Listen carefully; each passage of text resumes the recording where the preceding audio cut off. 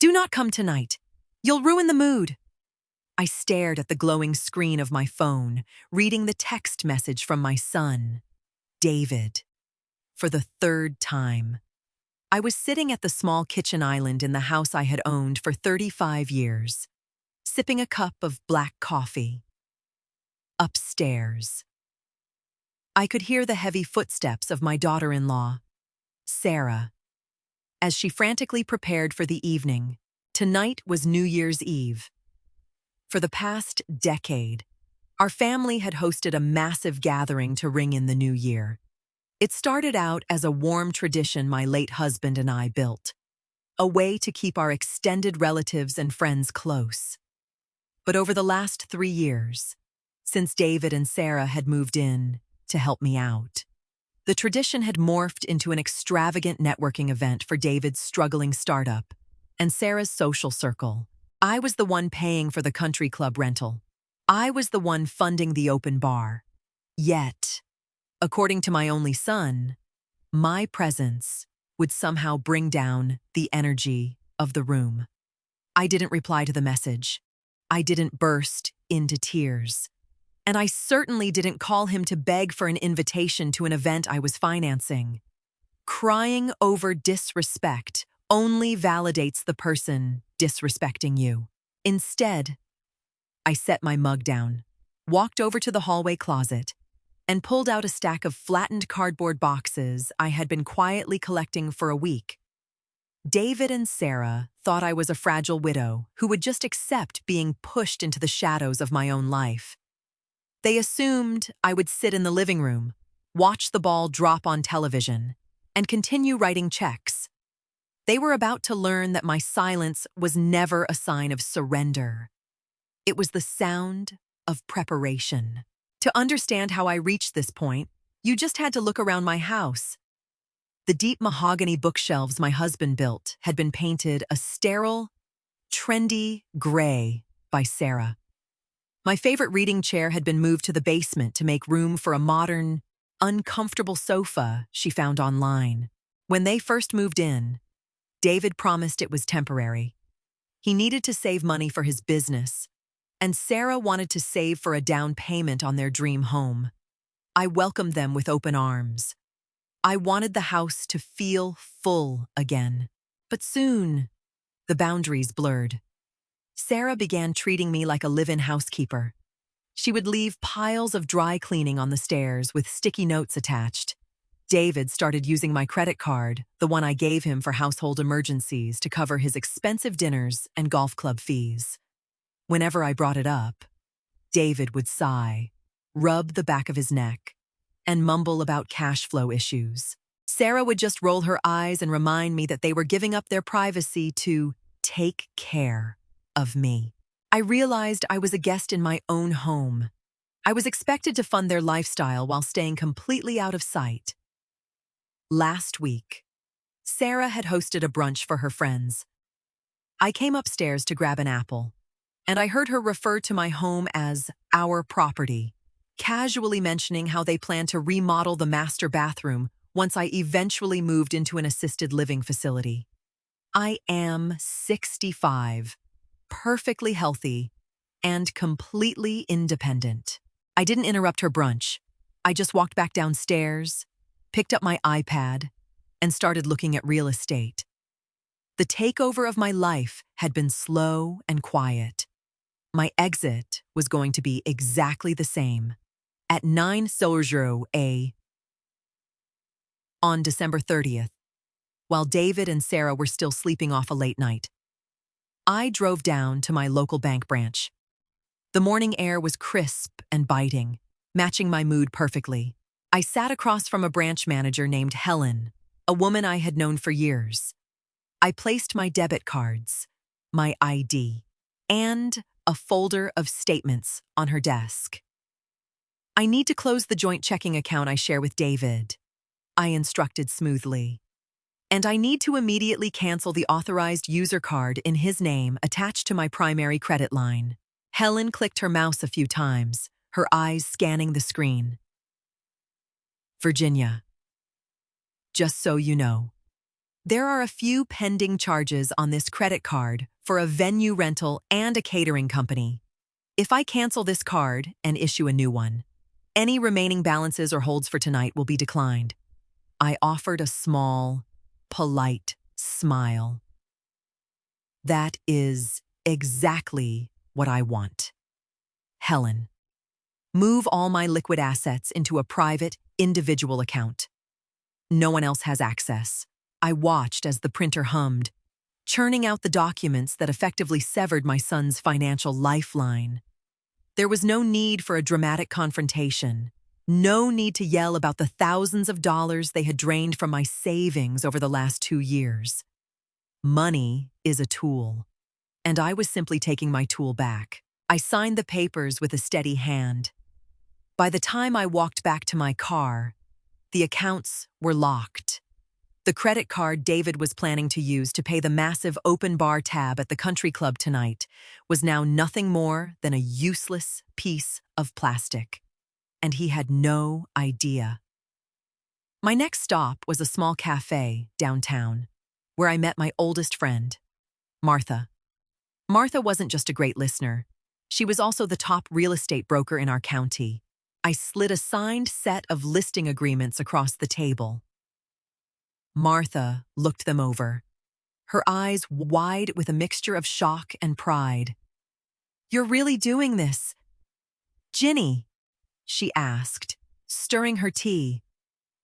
"I've never been more sure of anything," I replied. "The house is too big, the memories are too heavy, and the current roommates are too expensive. It's time." Martha chuckled, placing the paperwork into her leather briefcase. "I have the professional photographer's pictures we secretly took last week all loaded into the system. The listing is ready. When do you want it to go live on the market?" I thought about David's text message from that morning. "Do not come tonight. You'll ruin the mood." He wanted to start the new year with a perfect, curated image of his successful life, entirely funded by my quiet sacrifices. "Set the listing to go public online tonight," I instructed. "Have it hit all the major real estate websites right at midnight. Schedule the mass email blast to all your local contacts, too." Martha smiled, tapping her polished fingernail on the table. "Midnight it is. A fresh start for the new year." I had already used my private savings to purchase a beautiful, bright, 2-bedroom condominium in a quiet neighborhood across town. The closing had been completed days ago in absolute secrecy. All that was left was to move my life from the shadows back into the light. The stage was set, and the clock was ticking. The afternoon of New Year's Eve was chaotic, but not for me. David and Sarah were running around the house, shouting about dry cleaning and misplaced shoes. I stayed in my basement suite, quietly wrapping my most treasured possessions in bubble wrap.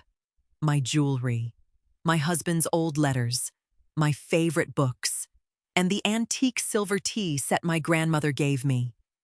I packed them methodically into sturdy boxes. Around 3,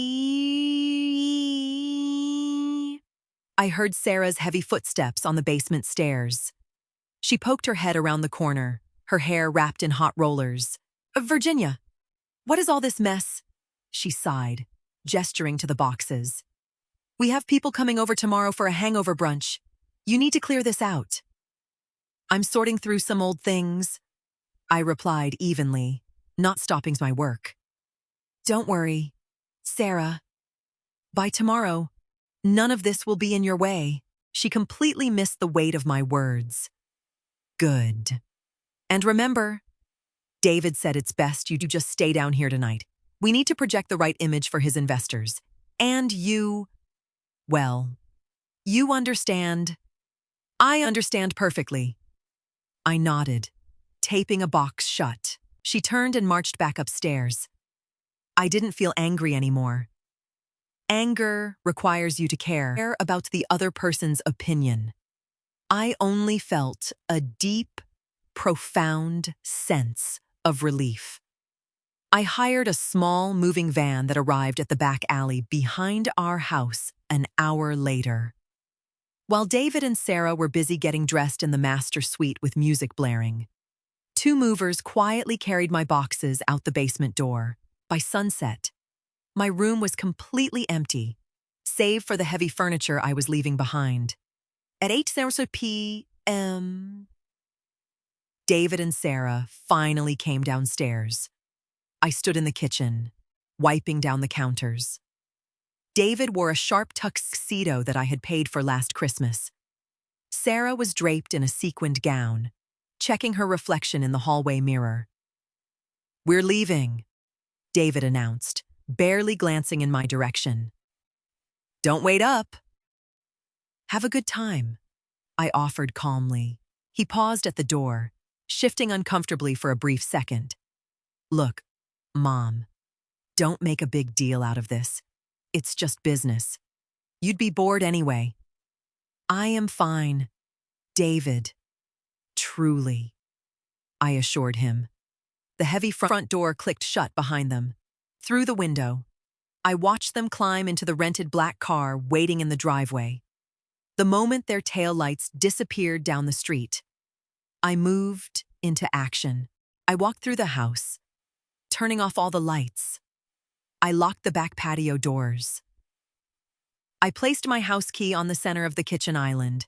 Next to it, I left a printed copy of the real estate listing agreement and a short, handwritten note.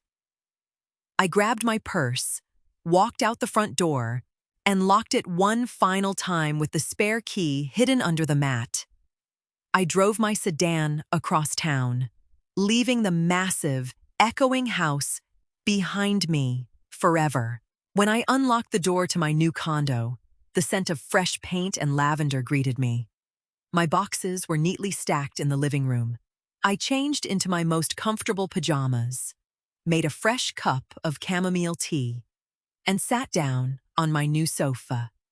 For the first time in 3 years, I felt like I could finally breathe.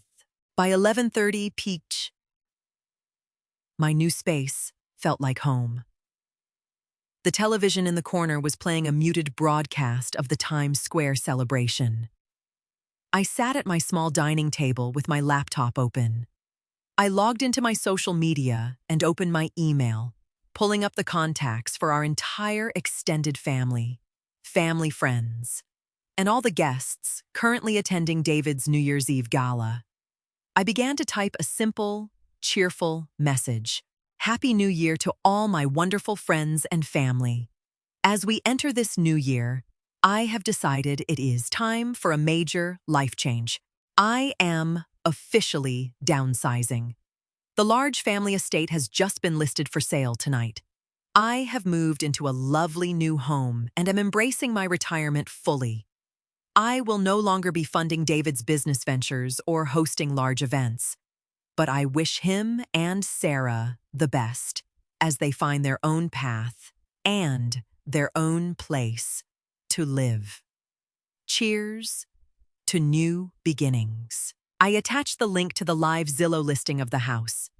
Martha had ensured the listing featured gorgeous photos, clearly marking it as vacant soon, seller motivated. I glanced at the clock on my wall. 11:55 p.m. at the country club. I knew David was likely holding a microphone, getting ready to give his big toast. He was probably surrounded by people drinking top-shelf liquor, all expecting me to foot the bill at the end of the night. 11:58 p.m. I attached my new mailing address for anyone who wanted to keep in touch. 11:59 p.m. I hovered my cursor over the send button. 12 EA. The fireworks on the television exploded in silent bursts of color. I clicked send. Then, I leaned back, took a sip of my tea, and waited for the real fireworks to begin. The silence in my new living room was peaceful. I watched the snow begin to fall outside my window. Exactly 1 minute later, At 12:01 a.m., my cell phone on the table began to vibrate violently.